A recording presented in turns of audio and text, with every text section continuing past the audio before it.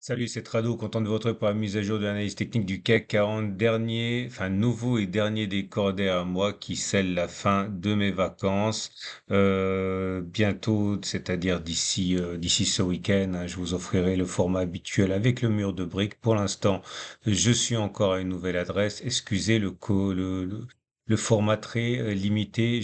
Comme il est tard, le temps que je fasse la route, eh bien, je vais même pas faire de backtest aujourd'hui parce que tout simplement j'en ai pas le temps, je voudrais bien m'en excuser. Et voilà le CAC 40 qui abandonne du terrain aujourd'hui et au-delà des 0,3% de perte. Ce qui est intéressant surtout, c'est dans les détails, le fait que la bougie soit baissière se conjugue à la bougie précédente pour former une couverture en nuage noir. C'est qu'une couverture en nuage noir, c'est quand vous avez un corps vert et que suivant cela, vous avez un corps rouge dont le niveau d'ouverture est supérieur au niveau de clôture de la veille. Clairement, le corps, il monte plus haut, mais on termine plus bas que le niveau médian de la bougie numéro 1. Bon, clairement, ça veut dire quoi? Si vous mettez les 50% de Fibonacci sur le corps de la bougie verte, vous voyez que l'on clôture sur la bougie rouge en dessous des 50%. Bon, ça se joue pas à grand-chose, mais bon, voilà, à quelques points près, on est bien en dessous des 50%, donc ça valide la couverture en nuage. Alors forcément, comme ça se joue sur l'épaisseur du trait, c'est pas superbe non plus comme configuration, mais voilà, c'est une couverture en nuage noir de qualité médiocre, mais c'est une couverture de nuage noir en nuage noir. D'ailleurs, vous remarquez que si on pousse à l'excès la couverture en nuage noir, ça donne un avalement baissier, hein. Il suffit que le corps descende plus bas que le corps précédent. J'essaie de vous en trouver un rapidement, j'ai pas eu le temps parce que vous l'aurez compris. Je viens d'arriver. Non, non, non. Voilà, là vous avez une couverture en nuage noir qui a bien fonctionné pour le coup. Corps vert, corps rouge qui commence plus haut que le corps vert, presque n'a clôturé la bougie verte, mais on termine plus bas que la moitié du corps précédent. Couverture en nuage noir. Boum. OK?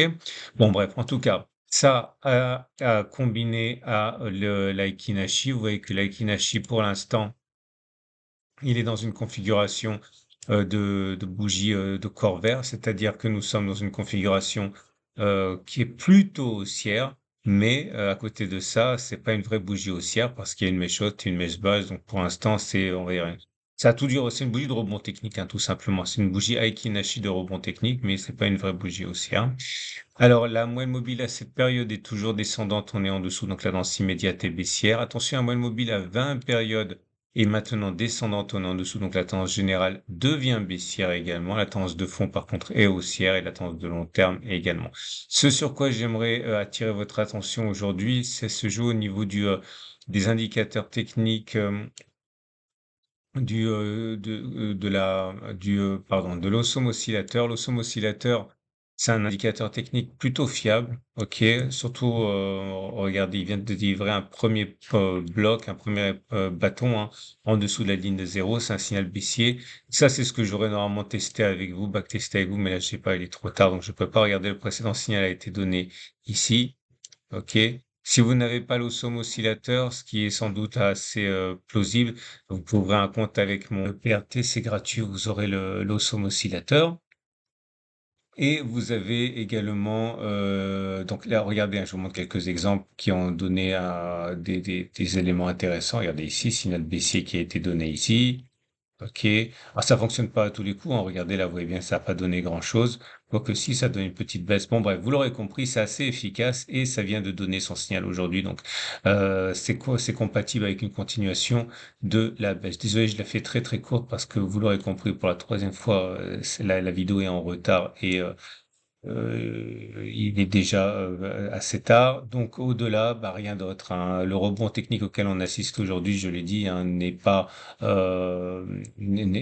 significatif, hein. Je ne vois pas comment un rebond, une hausse durable pourrait apparaître au milieu de nulle part. Et je la verrais plutôt apparaître sur un des niveaux de support qu'on peut facilement identifier, mais pas là au milieu de nulle part, hein.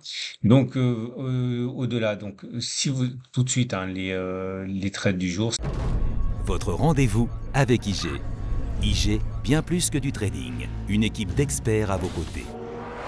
Si vous êtes haussier, Eh bien, je pense qu'il est prématuré d'acheter. On peut acheter, hein, mais il y aurait pas grand-chose à espérer, hein, puisque, encore une fois, ce ne serait, à mon avis, qu'un rebond technique. Donc, si vous êtes haussier, je pense qu'il vaut mieux attendre un retour sur la zone ici, de mettre un objectif, par exemple, un retour sur les plus hauts, stop de protection en dessous de la zone de support. Vous avez un très bon ratio gain-risque, hein, 2,5 pour 1.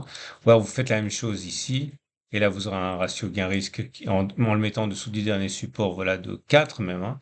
Et puis, bien sûr, autre possibilité, mettre un stop en dessous de la zone de résistance ici, enfin de support grise, ce qui donne également un ratio gain-risque de 1 pour 3, enfin de 1,3 pour 1, donc c'est pas mal du tout. Voilà. Quant à moi, vous le savez, je le dis simplement si vous êtes nouveau et que vous n'avez pas vu les précédents épisodes, je suis rentré en position baissière en deux fois, ici et là. Donc, une demi-position ici qui est légèrement gagnante ou à l'équilibre, une demi-position ici qui est légèrement perdante. Si les cours montent jusqu'ici, j'aurais perdu 0,5% de mon capital. Si les cours vont jusqu'ici, j'aurais perdu 1% de mon capital. Je sortirai sans doute, hein, si on clôture au-dessus de cette zone. Mais pour l'instant, il n'y a pas de raison de s'en inquiéter. Voilà. Excellente journée à vous et à demain pour la mise à jour.